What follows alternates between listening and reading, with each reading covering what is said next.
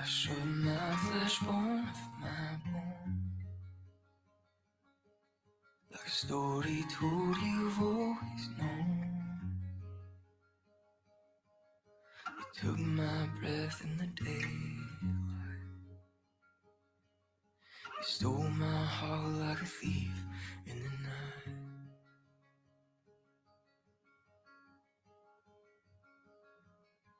And I am not a perfect man. I've unclean lips and soiled hands. From the soil we will rise. We are dust with a love that never dies.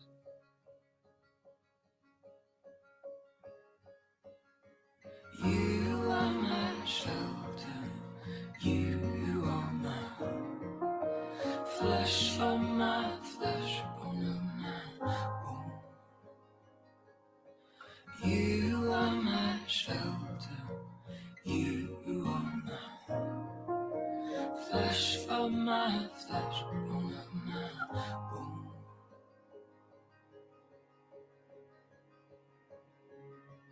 You undress me of my bitterness.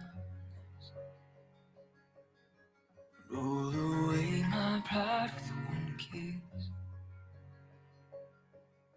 For we are clothed in majesty. Beneath our rags of poverty.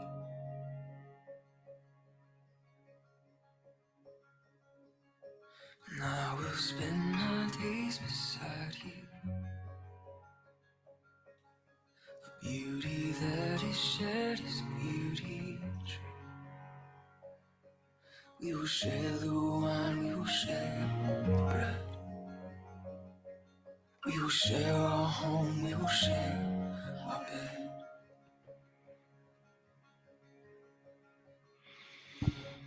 You are my shelter, you are my hope.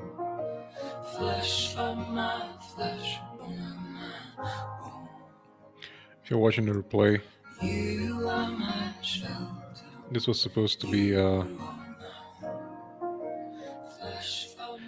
this is what happens when you pick a time and you don't stick to it. It's supposed to be here 2 hours ago, and things did not work out as planned. I went to go get a haircut this morning, and I met a really awesome gentleman who cut my hair. And we had a nice chat. I learned a lot about him, about his outlook on life. He's a Christian, he's been saved, and we talked a lot about things. I thought that was pretty cool. So I know I said I was going to do the Friday streams on Fridays, so here we are. Because if you can't stream when no one is talking, then you shouldn't stream when no one is here. So, probably going to watch a replay. There's nobody watching this live, but I wanted to talk about something that has been on my mind recently.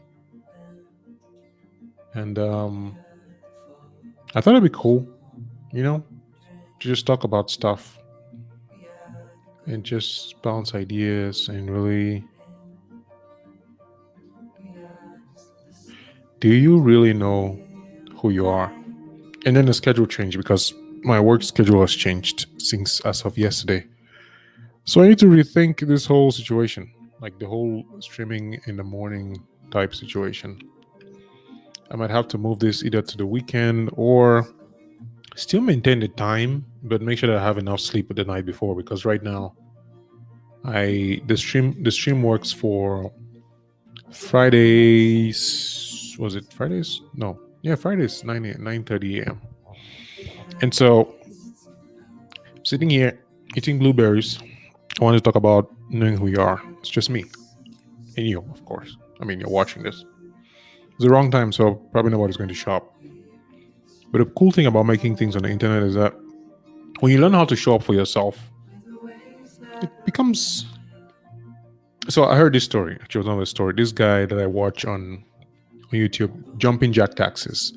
Actually, that's not his name. His name is Donnell. I think it's Prince Donnell. Yeah, that's his name. So Prince talked about how he met with Jesse Itzler. So Jesse Itzler is a billionaire. He's married to this lady who made Spanx, like a thing that, like she's a billionaire as well. And he asked him a question. He met for like 10 minutes, 15 minutes. He asked him a question like, how do you, it's something about discipline. Like, how is he able to do the things he's able to do? How is he able to run the business, have a family, be married to this powerful woman? Like, how does he do it? And Jesse said something in line of, it's a lifestyle, not that he's made the whole point of doing what he's doing a lifestyle, not he doesn't rely on discipline. I think I've had the story backwards. He basically asked him, like, when you wake up in the morning, what do you do? You take a shower, you brush your teeth, you do the things that you have to do because it's your lifestyle. When you wake up in the morning, take a shower, you brush your teeth. When working on your business becomes a lifestyle, then you no longer require discipline.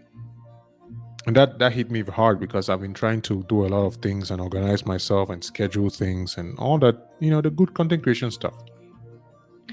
And I feel like insofar as we're fighting our true nature, then we always lose, because I really want this stream to be about knowing yourself. Because I've had to really question myself, not like doubt who I am, but really just rethink the things that I thought that I was, or the person that I thought that I was, in terms of what I like, what I don't like, what I'm sensitive about, what I value,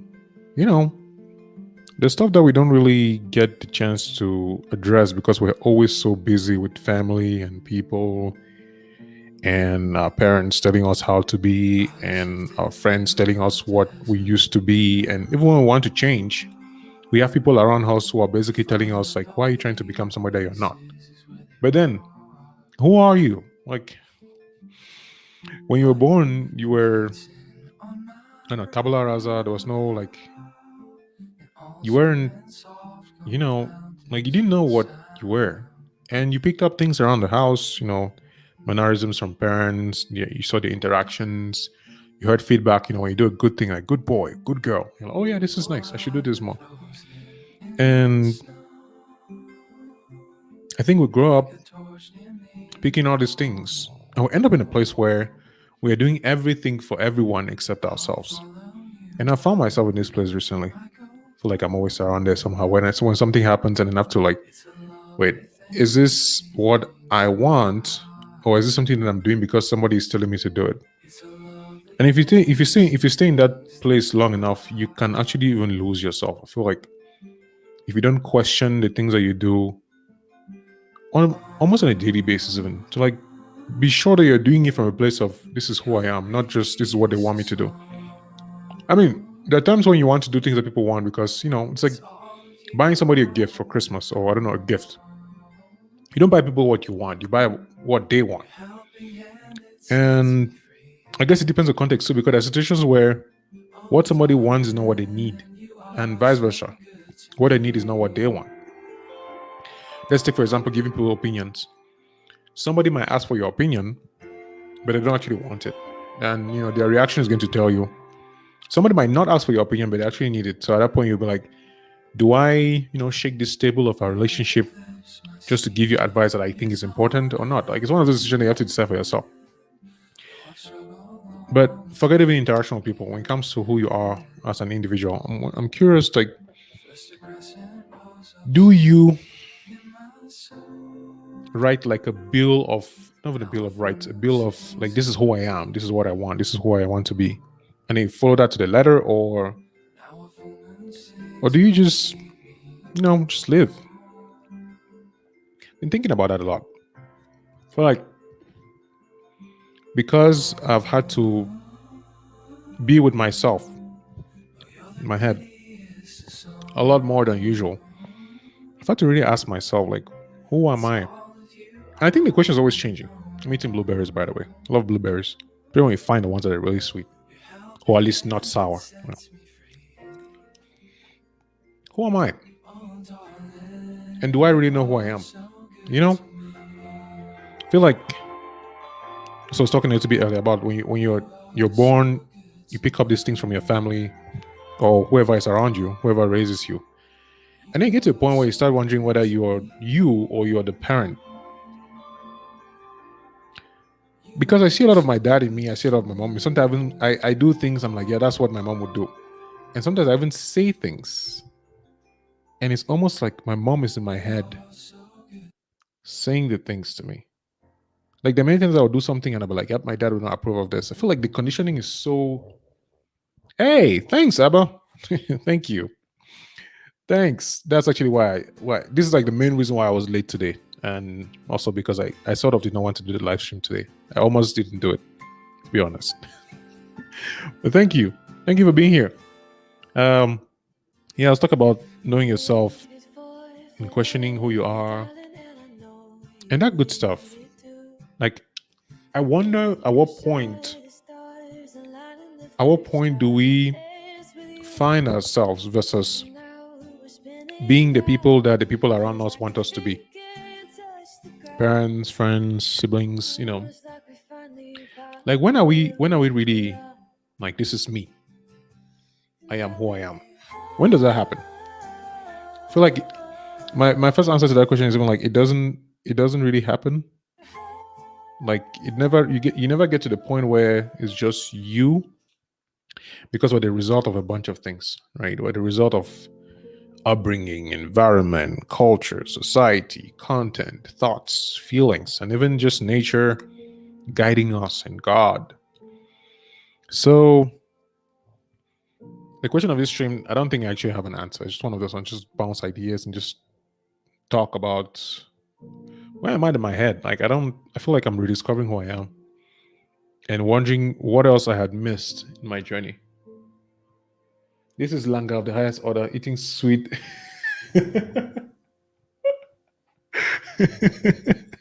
Fabrice. This is Langa of the highest order. Let me put this thing on the screen. Abba said, nice haircut, thank you. And Fabrice says, this is Langa of the highest order, eating sweet berries, washing hands. So if you're not Cameroonian, you probably don't know what Langa is. Langa is like, what is Langa in English? I don't even know how to translate it. I guess it's like when you want something that somebody has when it comes to food. Actually, it applies to everything, Yeah. I guess it's envy. Is it envy or jealousy? No, it's not jealousy. It's definitely not. I don't think it has a negative connotation. It's a lot more positive. At least it's playful. Maybe not positive, but playful. So I'll take the compliment. Thank you. Yeah, talking a little bit about knowing oneself. The stream is really late today because I went for my haircut. I thought it was going to take like an hour. Took way longer than that. But you cannot rush a haircut, can you? Like, you cannot be like, hey, Baba, can you hurry up and get this done so I can go do my live stream? Like, no, please take your time. Take your time, brother. Do what you got to do. Like, no, I'm not in the mood to push somebody to hurry on my hair. I hardly have, like, I feel like whenever I get a haircut, something important has happened in my life. I don't know. Maybe I'm weird. But most of the time, whenever I had a haircut, I don't always like getting haircuts. Personally, But when I have to do it, I let it happen, at its pace. I'm not in a hurry. Abba says, I think we get to know ourselves as we get older and our experiences increases. Yeah, I think so too. I think everything, if we are open to it, anything can teach us more about ourselves, more about who we are, and how we want to be. And I feel like because we are conditioned, I don't want to say conditioned, we pick up a lot of things and then we never question them, whether it's religion, morals, ethics. I don't know the difference between those two. I think I read it once, I've forgotten. But it's like one of those, like, I don't know if it's morals or ethics. One of those is one of those that I think instinctively, human beings, we know what is good and what is bad. I mean, religion aside, the law aside, I feel like we just know what is the right thing and what is the wrong thing. And then as we get older, we mold our consciences to adjust to how we feel about things. And so, yeah. Abba says, if we limit our experiences, we might miss on knowing ourselves better 100%. I think Fabrice agrees with you. Yeah. Fabrice says, yeah, definitely. Yeah, when we limit ourselves, and I think the older we get more afraid of new experiences. And for somebody, a new experience might, like for me, for example, if I had to say new experience for me would be to drive, say, to a town that I haven't been there and come back by myself. That would be like a new experience. For another person, new experience would be to take the plane and go somewhere else, right? For another person, new experience could be, I don't know, try food that they haven't tried before. So I agree with you, Abba, 100%. I think we limit our experiences, we miss on knowing ourselves because you never know what you don't even like if you don't come across it. For example, when somebody asks me what my favorite food is, it's sad, but I don't know, like what my food that I would not eat. I have never eaten anything, and I'm like, you know what? I don't want to eat this. A friend was like, "Are you sure you're going to eat octopus? Can you eat octopus?" I'm like, I don't know. I'll probably try it, and then decide if I don't like it. Like when I started eating these berries, for example, I never knew that this fruit existed until I moved to the US. I had no idea, right? But now I go to the store and buy it for myself because I like it. If I'd never done it, I would never have known that I liked it. So yeah, how about you? Do have a very, very salient point here. We limit our experiences. And I feel like we limit the experiences out of fear because we don't know what would happen. When we're afraid of things, we tend to just get wanting to destroy it. I think that's probably the underlying principle against strangers. Like generally speaking, when we're afraid of people, we just put that distance. Like, no, I don't want to do anything to you. And I wonder if that's not how we do even with our own heads. Like we see a topic. Say for example, you might be interested in graphic design. And you don't give yourself the experience of trying to learn how to do graphic design. You never know if actually you're a good graphic designer or not. A lot of people rely on passion. The older I get, the less I think about passion and talent. It's great to have those things in your mind, like, hey, yeah, since you're a child, you used to like these things, it was fun.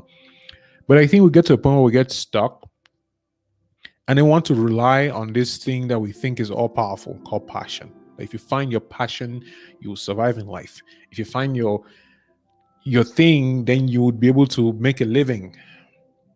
I used to believe that, but you know, if we limit our experiences of life, we might never even find the thing. Because sometimes we get stuck. Like, I'm looking for my passion, I'm looking for my passion, I'm looking for my passion. Just go experience things. Like, go out there, try things. I mean, don't do drugs and all that terrible, evil stuff. But try things. Like, you would never know until you try. I'm trying to stay in that North Star of knowing yourself. I feel like if you never engage in people, like, we think we disagree with people. We think we don't, we know so much about the world. But if we don't experience like somebody who is smarter than us, then we'll never really know where we are. Right? Let's see what Abba says here. If you're told to be a doctor but had other interests and never attempted to pursue those things, it might be difficult as you get older and get saddled with responsibilities. That is the sad truth. It is. You get to a point in life and you cannot just try things anymore. And I think that is why the earlier in life you try things, the better. Because the older you get, first of all, your body breaks down, responsibilities add up, your risks for diseases increase. Like, I feel like we spend our youth trying to have fun and enjoy life, whereas we could have just been experiencing the things that we might be interested in.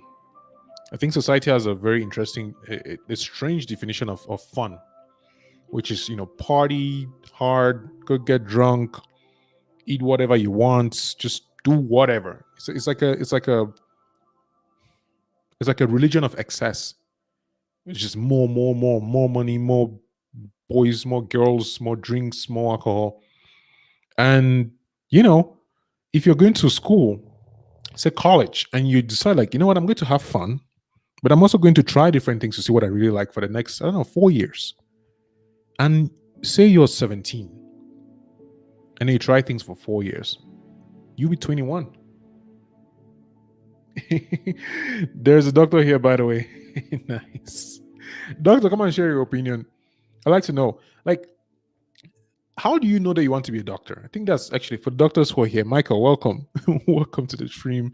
It's a late stream today. I apologize for that. I went to go and get a haircut. Thank you very much for noticing. The only person who noticed was Abba. So everybody else, one of my friends anymore. I'm breaking up with you. But how do you know that you want to be a doctor? How do you know that you want to be, I don't know, a carpenter, a writer? I feel like you don't know those things though. I think we try to know things that we should not be knowing instead of just experiencing life. Right? Yep. I like your haircut. Hey, can you believe I'm having my haircut as something? Whoa, this is dope. By the way, I saw your email. I saw your email when I was actually about to go get my haircut. I saw your email this morning, so let's do it. Thanks. Michael, I'm still waiting for your perspective. I don't know if you're the doctor, but yeah, I'm looking forward to get your answer on the whole doctor question. And hi Kamga, hope I'm not late. No, you're actually very early. So the stream normally starts at 9:30 Mountain Standard Time. Right now it's 11:06. The reason why I'm doing this stream at this time, first of all, I got my haircut, so I was late. And also, my schedule at work is changing. I'm a little bit nervous about this because it's like I have never had to work this long for the job that I do. I work from home, so customer service. And they needed more people to work nights, and they also needed long hours. And yeah, so I'm going to have like I have a couple of days off because my new schedule starts next week. So we're going to be chill. And I've been thinking of moving the live streams because since I'm working on Fridays, I'll no longer have Fridays off. So I'm working on Fridays, and I'm like, maybe I'll just wake up early and do it and get to work. So I'm sick on the blazing, you know. But even overall, the channel, I've been looking at the channel schedule and thinking about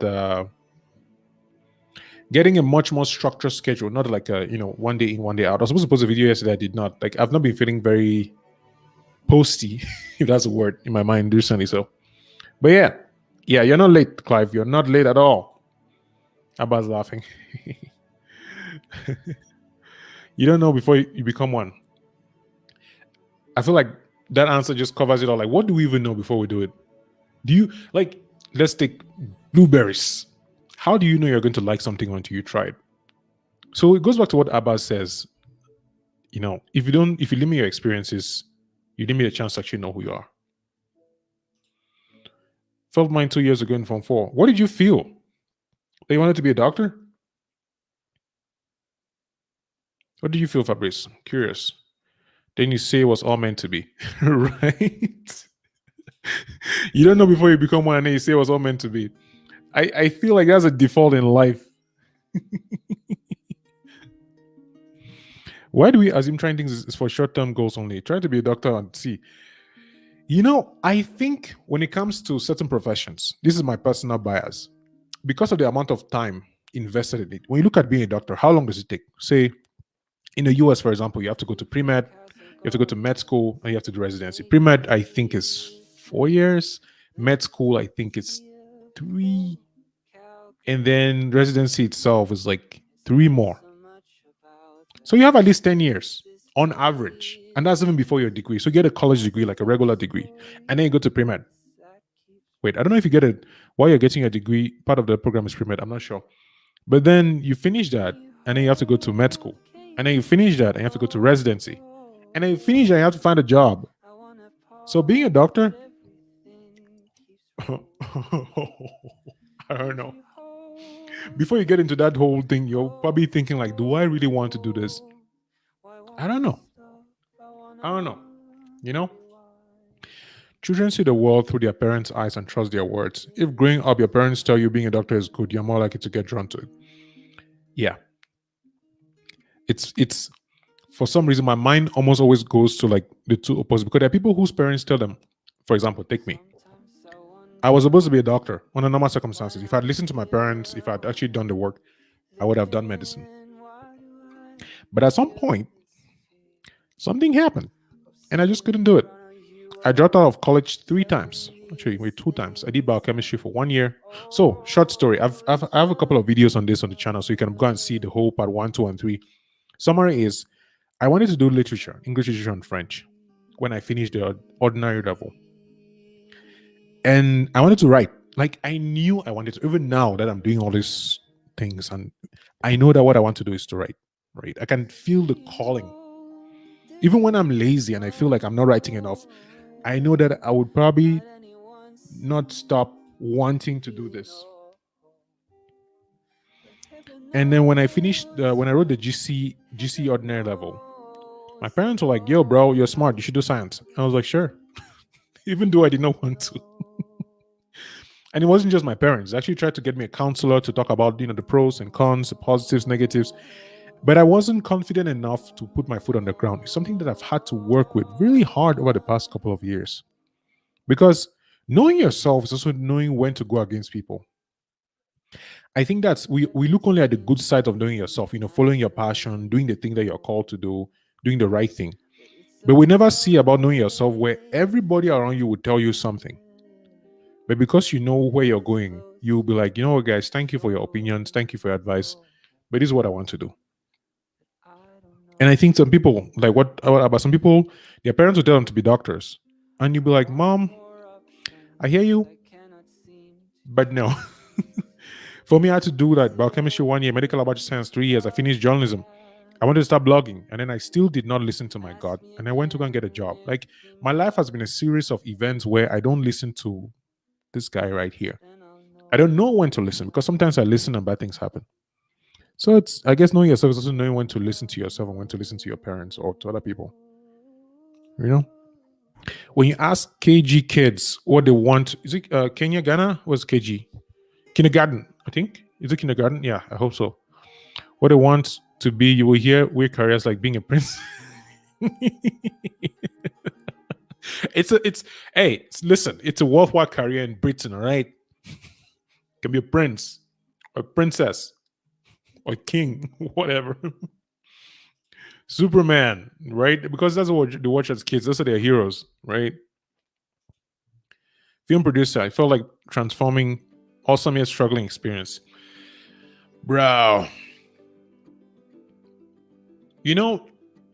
When I look at it, I haven't looked much into the profession of the filmmaking profession, but I know that the producer, when I think of producer, I think of money, I think of funding ideas. And in my mind, I'm like, I don't think I want to act. I want to act for the fun of it. Like just feature and just be like, oh yeah, I made a movie. Like one. I'm not called. I think it will be fun. I don't think like it's my thing. I don't but I want to write and possibly co-direct because I know my limits. And there are people that I've seen in the Cameroonian movie industry that I need to work with these people, with them, because they know what they're doing and they will know how to transform this thing that I have in my head into something that can be seen. I guess knowing yourself is about knowing your limits, knowing what you cannot do, who you should go to for help, and when to stop forcing things that are not working out. You know. So yeah. Long story short, you feel the magic and creating comes easy. This is a romantic way of putting this that I feel a lot of people hear only this part. Let me put it this way. When you love something, the difficult things become, I don't want to say less difficult, they become like the lifestyle. When I started the stream, I talked about this whole interview with the billionaire about how someone is finding out, like, how have you been able to do all these things? How have you been able to so disciplined to do all these things in your life? And he says discipline is not a word, it's a lifestyle. When you're a writer, right, you have to write. There is no other way around it. It's a struggle. It's difficult. You have to write so you can edit, so you can polish it, so you can publish it. If you don't write, it doesn't happen. Many people will tell you about writer's block and content block and all these other blocks that happen to them in life, even maybe speech block. But when writing becomes your lifestyle, people look from outside and see you, enjoying it. But it's difficult, but you're choosing the difficulty. And in a way, it's like taking a shower. I would say raising your hand is difficult, right? To put soap on your face. It's difficult. But do you complain when you do it? Do you, I have hand raising block. I cannot raise my hand today to wash my face. Like, no, we just do it. And I guess when things are not aligned, when we don't believe in what we're doing, I think it's complex. I'm trying to think about, I think it's very complex to try to capture this thing in a few words or in a short live stream or essence of what, like, Life, I guess the whole point of life is figuring out things, right? Like you never know for sure what things are. And if you hold on to any opinion too strongly without leaving the room for growth and perspective, and you become blocked in this space. I think like there's some evident truth. Let's say, for example, gravity. There are things that are very, very true. Like this is the truth. If you go up, you come down. Like things, if something falls, it's going to fall because gravity exists. But there are other things that are not that simple. And the difficulty that I think we have is we hold on to things that are complex and then simplify things that should not be simplified. Like nobody knows the meaning of life, but there are people who come and sit and tell you and give you essences and things. But there are other people who actually do know, have an idea of it, who live a life that works. And I guess part of knowing yourself is knowing those limits. Like, who do I go to when I need help with this area of my life? Right? I don't know. I think most African parents are selfish without knowing they are. African kids tend to go for the profession they want rather than what they want. I don't know if the internet has made it better or worse, or if the rise of platforms like YouTube and social media and new kinds of jobs like content creators, digital nomads. When it comes to African content, definitely there are situations where you see how the parents influence kids in a way that if you are watching from outside, I want to not even devil's advocate, but I'm taking the parents' side here because I'm like, we live on a continent where if you're not careful, you probably never have a job. You grow old and you have to stay with your parents. You have to be home. Like, I understand a lot of some parents' drive to push kids in a particular direction because they feel like if you're financially independent, then they can relax. I think a lot of African parents have pressure to get the kids to be comfortable because it's hard to be in places like Cameroon, right? It's hard. Heidi, welcome. No, you're not late at all. I actually started very late today. I went to go get a haircut, so I came back and I was like, maybe I should stop the live, but I like, no, I'm good to do it. I'm good to do the live today. So yeah, we're just talking about knowing yourself, and I'm here with Abba and Fabrice, Michael, and my friend Flax from Africa. I think I'll call you Ade. I'm not sure. This is me. This is my doubtful voice. Heidi, welcome. Yeah. I was thinking, I was talking about African parents, about how I guess I'm just being compassionate, which is surprising because this me would not be saying the same thing a couple of years ago where, I was like, yeah, African parents are so selfish. They want to do their thing. I don't care. But now I'm like, if I was in their shoes and I was living in a community where it's difficult to get a job, it's difficult to just, it's difficult to work hard and succeed. There are people who do it. I'm not denying it. There are people who succeed, they're difficult. They do it and they succeed. But overall, hey, can call you Ade. Overall, it's just harder on the continent to thrive using unconventional means.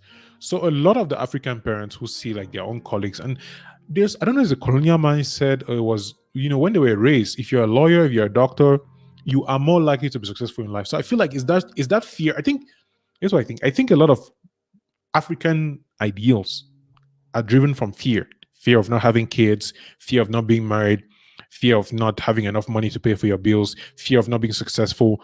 I feel like we're driven by fear, and parents instill that fear in you early. Like, hey, if you don't pass exams, you're not going to have a job. If you don't have a job, you're not going to have money. If you don't have money, you're not going to have a life. And so we are raised in fear. And I guess when it comes to Cameroon, for example, I see my parents' generation as people who lived through a period of hardship. Like we've had the same president for over 30, almost 40 years now. Like where do you see hope? There's it's difficult to look at like, oh yeah, if you can be whatever you want. No, you cannot. Not in Cameroon. At least not from our parents' perspective. So from their perspective, you have to secure the bag somehow. Go and be a lawyer, my friend. Like, I don't care how you feel.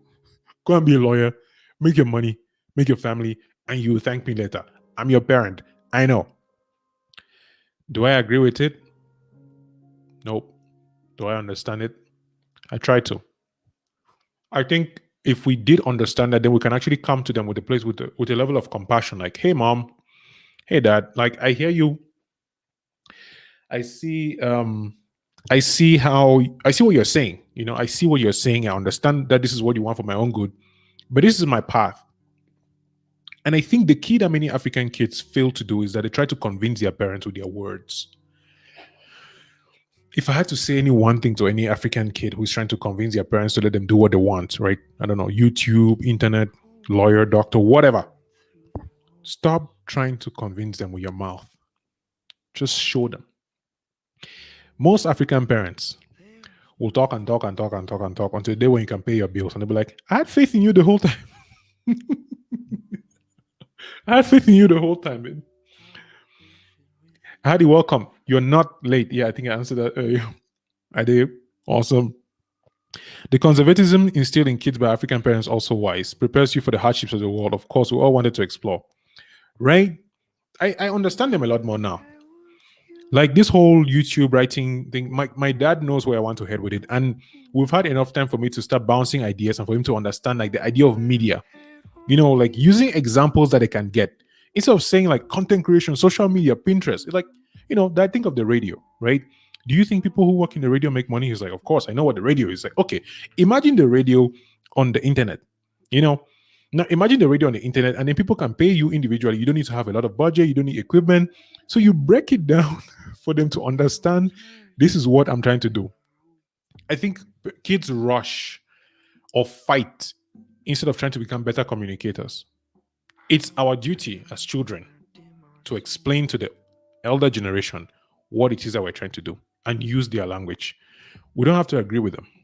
But I think the whole idea of fighting, you know, rebelling, becoming the black sheep, it's fun for a while.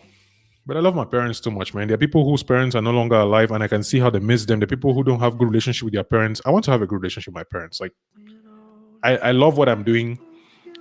But the older I get, the more I'm like, yo, I want to know these people really. Like, these people gave birth to me. If not anything, at least let me know them better. And I've had to come to that conclusion myself. Like, it wasn't a book, it wasn't a podcast. It was more like, let me know these people. At least let me, even if I don't have to agree with them. Like, I disagree with my mom on nearly everything. My dad would disagree at least you know, we're in a better place now where we disagree and it's okay. But I think the biggest thing for African kids, if you want to be able to do what you want to do, pay your bills. As sad as it seems, it's the truth. If you can pay your bills, most of your parents are going to leave you alone. They'll sigh, they will disagree, but that fear that you will be hopeless, jobless, and homeless,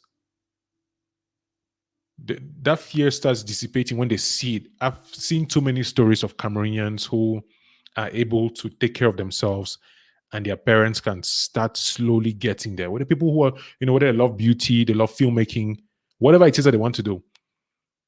Like my buddy Howard. When Howard won the 80 million from Miles Mullen Foundation, one of the conversations we had was about how, you know, he loved writing. He's always. I knew that when people were surprised that Howard won the award, I was like, why are you surprised? This guy's a great writer. He knows how to tell stories. He's amazing. Like, what are you guys thinking? But then that evidence, the same way people were like, whoa, it's possible to make a living as a writer. His parents were also able to like, finally, this thing makes sense. Like, you can actually make money out of it. I think it's the fear of being jobless that parents are worried about. That's what I think. So if you can show them that you can make your money, they'll usually leave you alone. And if you buy them a car and a house, then they'll probably love you even more. Are you from the English or French part of Cameroon? That is an interesting question. So I was born in the English-speaking region, but I was raised in the French-speaking region. And then I studied in the English-speaking region for most of my life. So I'm definitely what one would consider a proper Cameroonian because I speak English and French. My name is Kamga, which is from the Bamileke region, which is technically from the French region, but there are Anglophone Bamilekes. So I've always had to have this conversation with people like, you speak English well? What? Like, I studied in English, speak French at home. I'm sorry that I can't speak both. So yeah. And even when the Anglophone crisis started, that was when you know, somebody actually made a comment that I would probably not forget. Even to this day, sometimes hurts my feelings when I think about it. I need to let them go. They're staying rent-free in my head. But because I am Bamileke and because my name is Kamga, there's a tendency to feel that I am Francophone. Whereas I don't consider myself Francophone. But the term Francophone in Cameroon means you were born in a particular part of the area or I never know what the difference is, to be honest. Like, I don't know. But I feel like I find myself in a very interesting position where I understand the plight of being an Anglophone in Cameroon, but I understand the plight mostly intellectually without the real feeling, because I did all my education in English. And so when I needed to speak French, I'll speak French. And my name was by default bias shows that I'm French Cameroonian. But yeah, I don't do politics on the channel because I'm not very knowledgeable in it. When I will, I'll definitely do it.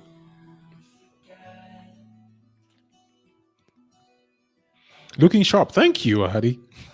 I agree with you that we need to have a deeper connection with our parents and disagree with them respectfully. Yeah. It's something that I've had to, I guess the older I've gotten, and I find myself even lucky to have both parents alive. And I always think about, like, man, one day this is going to end. Like, I don't know, I'm going to handle it. I don't know. You know? So, I mean, and the cool thing about being in touch with your parents is that you can actually see who you are going to become. Like, if you see a picture of me and my dad, I look like my dad a lot. So I can almost see myself in the future. Like, I know I'm going to have gray hair, so that'll be cool. I started having some white hair on my side of my head here, actually. I shaved it all today. But yeah, my mom nitpicks and I nitpick. So you can see your parents and then decide which direction you want to take. You can learn from their mistakes. You can learn from their successes. Like, my dad is an entrepreneur, born and bred. He worked for the government, but he always had at the back of his mind his thing he wanted to do. And he got retired a couple of years back, and he has been working. Like me, I see when I want to do my own thing, when I'm trying to build, like, whatever content, whatever, I see how my dad influenced me without actually influencing me. Like, I know I would love to write, but I know I want to build a business that to do with media. So writing for me is a thing that I love to do. That I would rather I don't use it as a way to pay my bills, even if I can do it for a certain way. But I see somebody who had an idea, held that idea for over 30 years, and is now starting to pay off. And he's still working hard. He wakes up early, he sleeps early, he doesn't drink, at least when he's not celebrating. Like, what I've seen about being a man, I saw from my dad. And I think that now that we get to talk, I can see his perspective. And it's really cool. Like, I love my parents, man. Michael says there's an idea that people know what you should be or should be because they have an outsider's perspective. What do you think? That's a very, very interesting. I actually had this conversation with my buddy Asanga Ewe. Ewe was telling me about how somebody can. So what I told Ewe was, nobody can have your interest more than you. And Ewe was like, no. Somebody can have your interest. Somebody can sign you up to, like, the American army because they care about you, because they know that you're going to get education and you're going to get success, and they can force you into success. And I guess it ended in a stalemate type situation where I was like, I don't agree with you, but clearly you have a perspective, so let's agree to disagree. I think somebody can see you differently. One video that I watched that really got me thinking about the way I make decisions was this guy. His name is James. I think it's Frank James on YouTube. He does funny videos. He was doing videos about these 16 personalities, INTP, INFJs, like all that stuff. So I saw the one that he did on my personality, and basically he was talking about the things that he hates about the personality. And one thing that he said was, my personality, I think, is INFJ, INTP. I don't know. I keep those letters, just too many of them. But he said, it relates to your question, Michael. He said, people with my personality, they'll come and tell you what is good. Like, hey, here's what I'm seeing that you should do, or here's what I think you should do, because I'm seeing that you've tried this and this, you should try. And then people who are my personality type, they'll be like, yeah, I hear you. And then they'll go and do their own thing. Like, they don't take advice. They go with their feelings. They go with what they want. They go with, even if the whole world is telling them what is wrong and how they can fix it, they'll be like, thank you so much for sharing your perspective, but here I'm going to go and do my own thing. And that stayed with me because, it's one thing to know what you're doing. It's another thing to refuse advice because you think you know what you're doing. So I don't think people know what you should do because they don't have the whole picture. But I think it's important to be able to take in people's opinions and then weigh it and be like, okay, maybe I'm actually wrong about this thing. Let me reconsider. I don't think we have the full perspective on ourselves because we live in our bodies and in our minds, and we don't even see the thing. Like, when I make these videos, Sometimes I watch myself. I'm like, why do I repeat these words? Why do I make like it's so interesting to watch myself and then see like, oh wait, I blink like 12,000 times when I'm talking. I look to this side of the wall. I move my hands. Like other people see that. Other people can see when you're really happy. You cannot see when you're happy, right? Classic example. When you have a crush on someone, you may not know that you have a crush on someone, but somebody else will be like, I've noticed that whenever you're around this person, you always, you know what I'm saying? So I think it's possible for somebody to have outsider perspective, but I don't think they know everything. So it's about us taking that information and then weighing it. I'm like, you're right. I think I'm going to try this now. Right? So that's what I think, Michael. I don't know if that answers your question.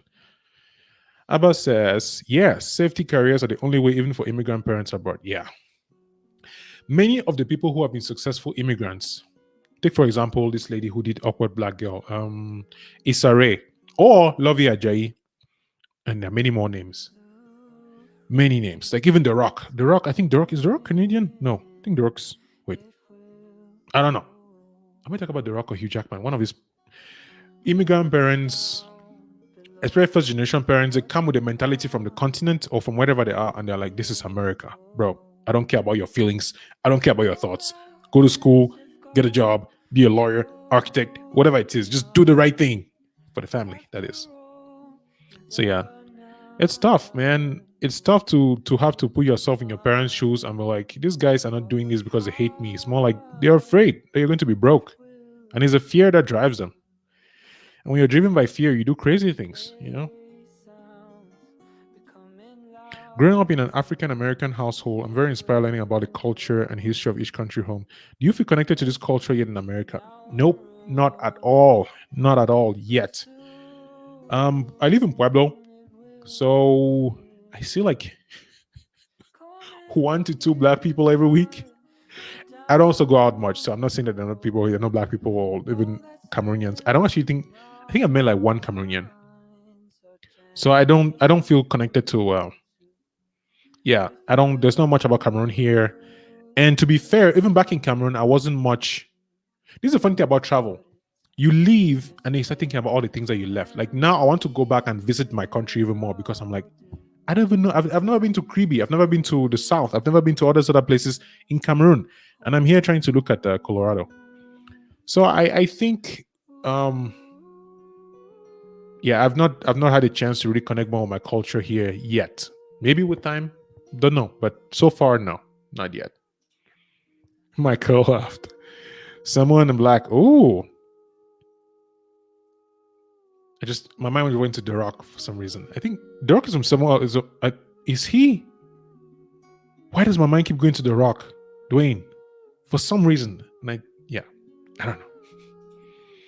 A statement from your last video gave me energy to complete the blog post I was writing. I can't remember what you said though, but that motivated me in that video. Thank you so much, brother. It's nice to hear this. Like, I'm not doing really well right now. This is the thing that I've learned about me over time. When I was around 2009, when I was restarting for the second time, I got into this mind space. I think I was depressed. I'm not sure because probably I was just, I don't know, being lazy. Maybe not. I don't know. I wasn't diagnosed, but I had failed my exams and I was feeling so terrible for it. I did not tell my parents. My parents called. I didn't pick. My dad had to drive. Well, he took the bus to the town where I was studying to find me. I'm like, what's going on? I was like, oh, I failed. So sorry. He's like, okay, why didn't you pick up the phone and tell me you failed? And I've had instances like that in life where something bad happens and I just internalize it and I just stay there like a rock. Like, yeah, I'll just sit here, feel bad for myself, and then wait it out. But as I've gotten older, what I've noticed that has happened is that I try to use it now. Like, I'm not ignoring it. This is a thing that is cool for me anyway, personally. It's like I've been very angry the past week. I think I've been way more angry than I've ever been. Like anger, like not I want you to punch walls or beat people. I just feel angry for something that's happening in my life right now. I can't talk about it. Sorry, but I just feel really angry, and I've had to really look at, okay, Kamga, what's up? Like what's happening here?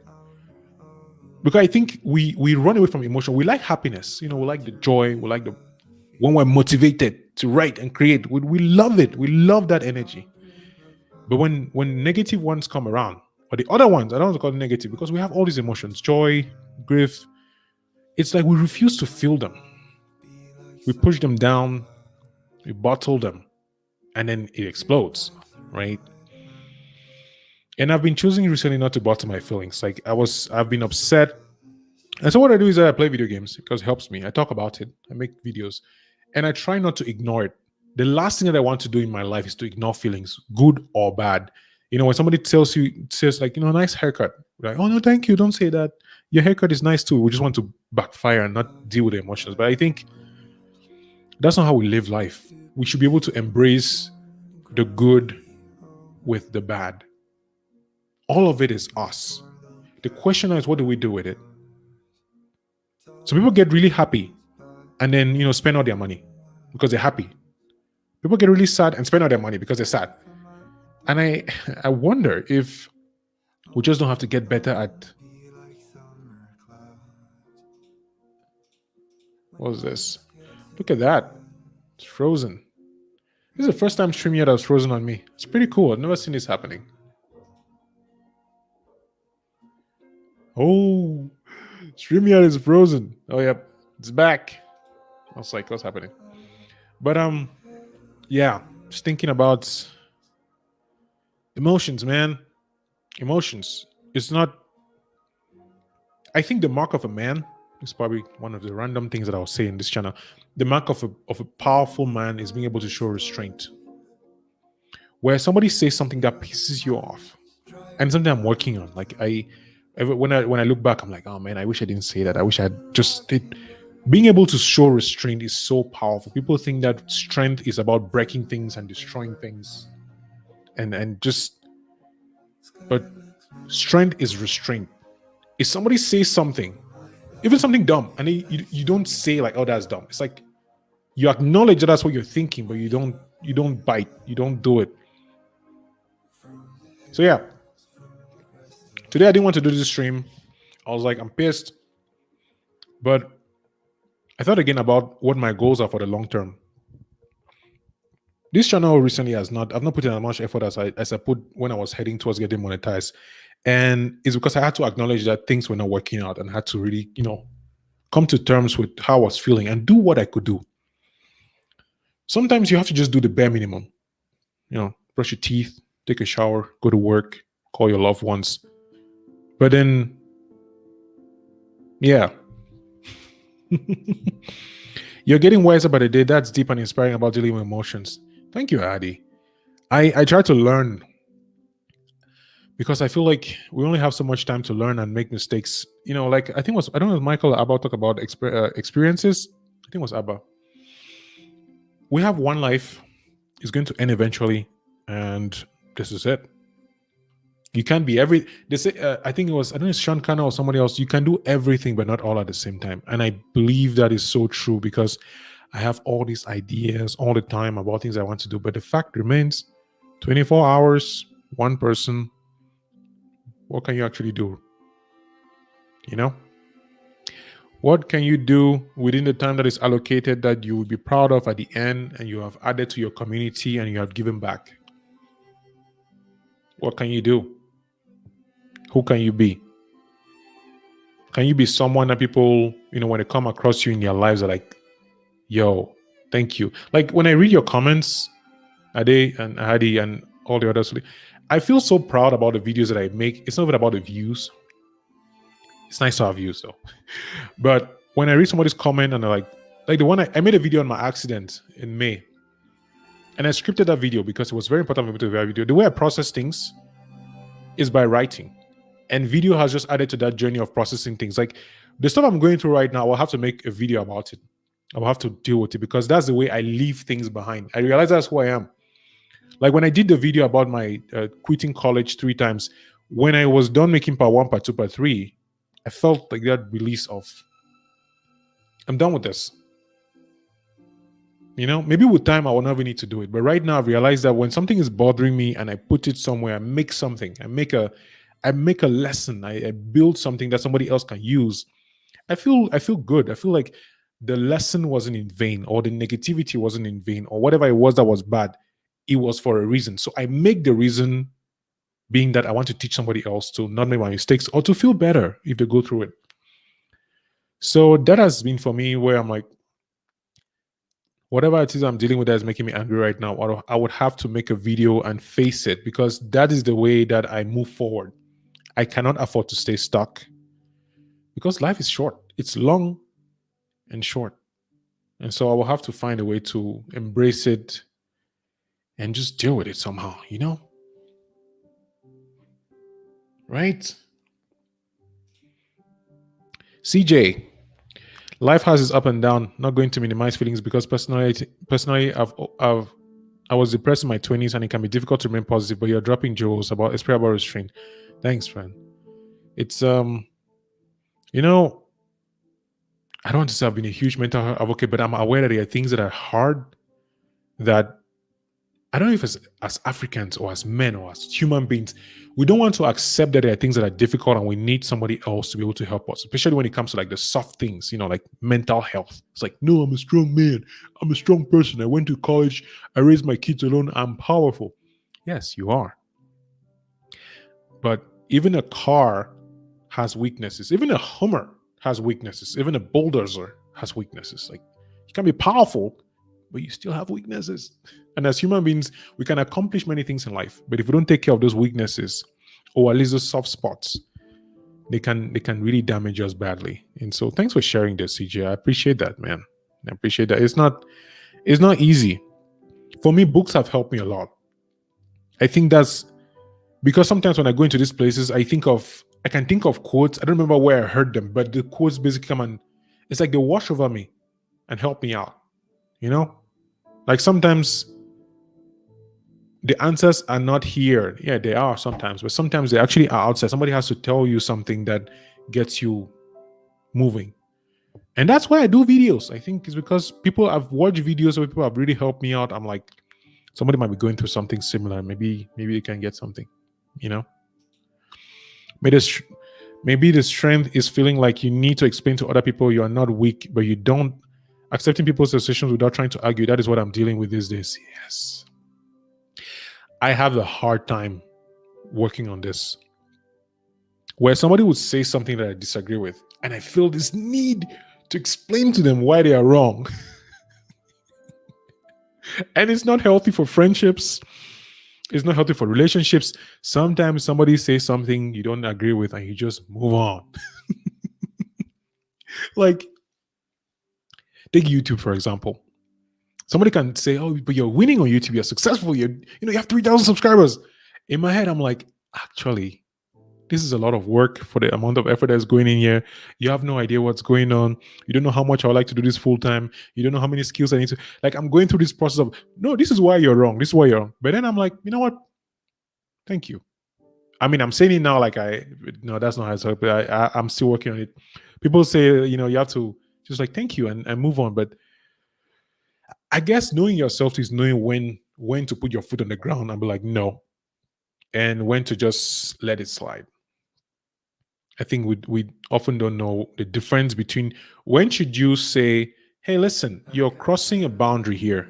You should not be saying that to me or to him or to somebody that I care about, versus I'm just going to walk out of your life and not interact with you as much as I used to, because clearly you're this type of person and I'm this type of person, and we should not interact because we're going to, eventually clash.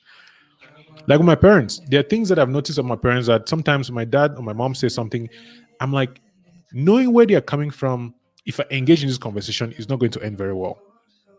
But there are other times I'm like, knowing where they're coming from, if I don't deal with this over time, it's not going to end very well. And it's difficult to know those differences between when you should speak. Like, I think is it a serenity prayer or something prayer? Like, God grant me the wisdom to know the difference between what I can change and what I cannot change, and there's something to accept what I cannot. Please, somebody should remind me what that prayer is about. Knowing when you can change something and when you can just have to accept it. I'm curious. I think I'm scared of the emotions that will come with starting my journey as a content creator and a new UX designer, especially the criticism part. But you have to push on. Success isn't easy, and it isn't guaranteed. The more I think about success, I started this live stream and there was nobody here. Kamga from 5, 6 months ago would have felt a lot of anxiety, a lot of like, wow, nobody showed up, nobody cares. I'm so I'm so lonely in this whole wide world. But the Kamga of today was like, you know what? First of all, Kamga, you started late. That was your fault. So you deal with that. Secondly, people are busy, bro. Like people don't sit here waiting for you to come on your live stream. They have lives. Like who do you think you are? And then also I was like, but somebody's going to watch the replay. So I'm going to make this video for whoever watches the replay. And that's how I started making it. And then you guys showed up. And I feel pretty honored that you're giving me your time here. Like, this is really dope. Like, thank you. So success is not easy, but it is if you define what your success is. I think we measure the wrong things. Take YouTube, for example. When we measure subscribers, we are almost always anxious about, will I gain, lose? Like, I've been losing subscribers recently. I'm like, you know what? Not that I don't care, but I know why I'm losing it. I'm not doing as much content as I used to. And I totally understand, because the way reaction videos work, I've noticed that I require a certain level of mental energy to do reaction videos the right way. So I'm not having that energy. I'm like, you know, guys, I'm sorry. I need to take care of myself. All right. I'm not going to kill myself here because you love my channel. But I think when you define success, like for me, showing up today is success. Making these videos success. Whenever I, writing down my to-do list is success. Eating healthy is success. Going to the gym is success. I try to reduce success and put it much more internally now. Like, it's not as if I've always known how to do this. I'll just be lying if I think that I've known this. I've not known this. For example, for you as a UX designer, I would say success for you might be tracking your personal progress. Like looking what you designed 6 months ago and looking now and be like, I have actually improved in, like, I don't know, alignments, contrast, whatever. Or I have built a portfolio of 40 different items. I feel like success should be mostly internal. Having money is great. Like, I want money. I like money. I want to build a business that I can use to do what I want. Money is required to do that. 100%. I'm not going to tell you, throw away your belongings and go and be happy in the forest. No. But when we're looking at the bank accounts, we forget the value that we're creating that increases the bank accounts. Criticism will always come. If you put yourself out there, you always get somebody saying something good or bad. In the last video, I think I talked about Gary Vaynerchuk saying to ignore both. For me, I try not to now listen to more of the good ones, because the bad ones will always come. Somebody always has an opinion. All this long-winded answer to say, Ahadi, define success on your terms and know that somebody always says something. So just know who you're listening to. Like, if you have other UX designers who have more experience, who you can get feedback from, listen to them. Anybody else is like, you don't even know what you're talking about. Give them, just say, thank you for your feedback. If you watch my videos, I'm going to end this. If you watch my videos, sometimes somebody says something and I just come down like, you know what? Thank you for the feedback. I'm glad you took the time to watch the video and leave a comment. It's because in my mind, what they've said, I may not agree with it, but there's no point disagreeing with it. So I'm like, you know what? At least you give me your time. The least I can do is to be grateful for it. Thank you for being here.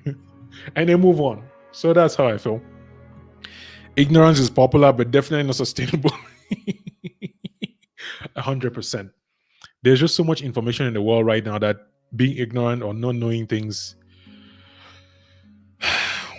it's dangerous. It's like investing in the stock market, or going online and learning new skills, or becoming a better graphic designer. If you don't know something, just Google it. You'll find an answer. But I feel like some people thrive or pride themselves in being ignorant. I'm like, but why would you do that to yourself? You're reducing your chances of increasing your earning potential, even your livelihood. Like right now, for example, I'm working as a customer service agent, and I'm also doing this YouTube and writing all that. And I'm literally, like, when I think about it, I'll say I'm literally just a few $1,000s away from being able to do what I want to do full time. And when I say I'm not like I'm saving the money, it's like if I could earn a certain amount of money in a different way, I could actually do what I want to do. Ignorance will be me, be like, you know what? I'm just going to do my job. Whatever happens, happens. But I'm looking like, okay, how can I actually increase my money with the same amount of time? How can I find a way to make more money so that I can do what I want to do? That opens up doors. You start Googling, YouTubing, reading books about personal finance. I'm like, okay, here's a plan that I can follow. We cannot afford to be ignorant anymore in this world, especially if you have access to the internet. It's not fair. I don't think it's fair to people to stay ignorant. Oh yeah, Michael shot the serenity, the prayer. God grant me the serenity to accept the things I cannot change, courage to change the things I can, and wisdom to know the difference. Yes, 100%. This is the prayer I was trying to talk to bring up, and I completely missed it. I think if we had this as our mantra in life, we'll probably be much more happier, because there are arguments that I've gotten into, and like arguments that didn't end well, maybe not in fights, but in very awkward situations where I could have just listened to somebody and just. And funny enough, there are other arguments that have actually made me had build friendships. Like one of my friends, Tchassa, he's a writer. There's actually a video where I interviewed him on the channel. He's an MFA student, fine arts. And the first time we met, we had an argument about who was it more popular or richer between Elon Musk and Peter Thiel. And it was because of that argument that first of all I came in contact with Tchassa. And years down the road, I actually went back to Tchassa. I was like, actually, you were right. Because I did not know who Peter Thiel was at the time. I knew who Elon Musk was. And I was like, yeah, found a PayPal, but then there were all the PayPal mafia people. So all of them were sort of successful. Even now, every single one of them has gone to do like some really huge things. And I at the time I was like pompous. I thought I knew things. I thought I was too smart. And Tchassa took it in stride. He was like, oh yeah, okay, cool. And I had to go back a couple of years later and be like, actually, Tchassa, remember the first time we had this argument? You're right, you're correct. And yeah, knowing the things that we can change and the things that we cannot change. It's tough. And as human beings, sometimes we think that we can change everything. But we cannot. C'est la vie. I learned how to knot ties on YouTube when I wanted to attend my first job interview about 12 years ago. Wow, you can learn anything on the internet. That is awesome. I actually have learned knot ties as well on YouTube. I don't wear ties much because, I don't know, it's just too much work. But 100%. I'm going to be ending the live stream soon because I'm having a great time and I've achieved my goal. My goal was to show up today and chat, and I've done that. So if you have any questions, any comments, anything you want to talk about, I'm still here. I'm actually off for the rest of the day. I need to schedule some things. But yeah, definitely here to talk about whatever I want to talk about. I want to talk about how to know yourself. I think I've shared a lot of my perspective on loving your parents and knowing when to accept, what to accept. And this prayer, the prayer that Michael just shared, this is pretty dope one that I like. God grant me the serenity to accept the things I cannot change, courage to change the things I can, and a wisdom to know the difference. Serenity is peace, that restraint of like it is what it is. If you had to translate it in like the streets term, it is what it is. Courage is a hustle, and the wisdom is I don't know what wisdom is, but yeah, I think if you can have these things, that peace to know this is life. I cannot change your perspective on me. I cannot change the government. I cannot change stuff. And the courage to be able to wake up, to stay motivated, to work harder, to fight for the things I want to see in the world, because it all starts in the mind, right? There was this YouTuber that I enjoy a lot. His name is Richard Fain. He does a personal finance. He's an African American. And he, at the end of his video, he always says, if you can see it in your mind, you can hold it in your hands. And it stuck with me because like nearly everything that we see around us was first of all in somebody's mind. Microphone, camera. Somebody thought about like, hey, what would it be like to have this thing? And then over years or centuries even, they worked on top of it and built on it. And I'm like, what is it in your mind? Not even just what, but who? When you look at your mind, when you see yourself, who are you in that, the version of you that you see in your head, like this person who's able to do all these things, who is that? And then you can work on building it. And I think that's dope to be able to imagine a future that is different from what you have right now and then make it happen. That's awesome. I feel like if anything, I'm so proud to be a human being because I get to sit every day and be like, okay, I don't like the way my life is right now. What am I going to do to change it? And you change it. I think that's so cool.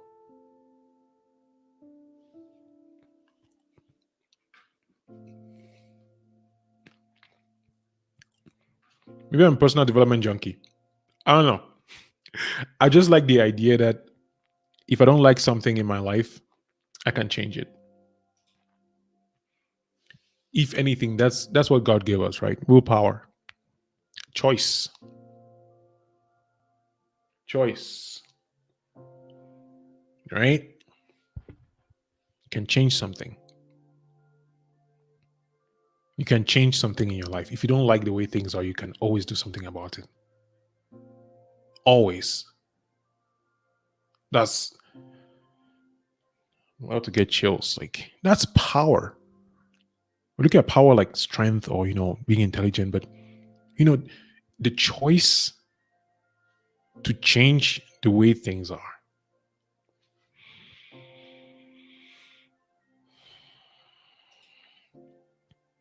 I watch your videos. Thanks, Michael.